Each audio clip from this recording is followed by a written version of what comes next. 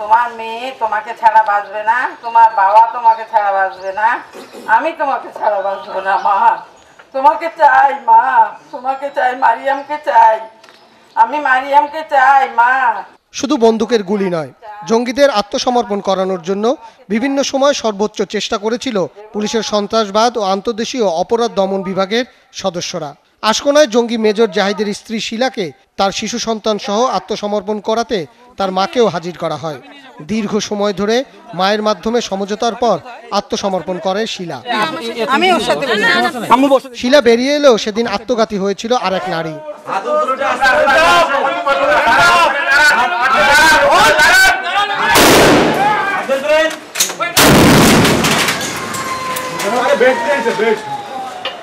গত 6 মাসে উত্তেজনাপূর্ণ এমন নানা অভিযান পরিচালনা করে আসছে পুলিশের সন্ত্রাসবাদ ও আন্তর্দেশীয় অপরাধ দমন বিভাগ। তাদের অভিযানেই এ পর্যন্ত নিহত হয়েছে 25 জঙ্গি। আমাদের মূল লক্ষ্যই তাকে আসলে জীবিত গ্রেপ্তার করা, কিন্তু এটি ভুলে গেলেও চলবে না যে আমাদের সদস্যরা কিন্তু আহত হয়েও তাদেরকে না মেরে জীবিত গ্রেপ্তারের চেষ্টা করে, কিন্তু যখন আর মৃত্যুর মুখোমুখি দাঁড়িয়ে তো আসলে সেটি রাইট অফ প্রাইভেট ডিফেন্স, সেই ক্ষমতাকে আমরা অ্যাপ্লাই করতে চাই না, কিন্তু শেষ পর্যন্ত কোনো ক্ষেত্রে অ্যাপ্লাই করতে হয়। পুলিশের এই ইউনিট গঠনের বর্ষপূর্তির আগেই কৃতিত্বের স্বীকৃতি হিসেবে 21 জন পেলেন পুলিশের সর্বোচ্চ পদক।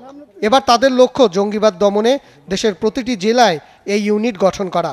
কাউন্টার টেররিজম ইউনিটের প্রধান হিসাবে আমি সরকারের কাছে কৃতজ্ঞতা প্রকাশ করছি এবং এর সাথে এটিও বলতে চাই যে আমরা এই ভালো কাজ অর্থাৎ জঙ্গি দমন, জঙ্গিদের এদেশ থেকে নির্মূল করার লক্ষ্যে আমরা কাজ চালিয়ে যাব।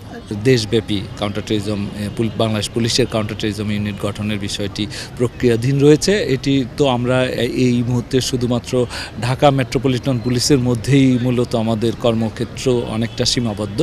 এবছর পুলিশের মোট 132 জন সদস্য পদক পেয়েছেন, যা এ যাবৎকালে সর্বোচ্চ। পারভেজ রেজা, 71, ঢাকা।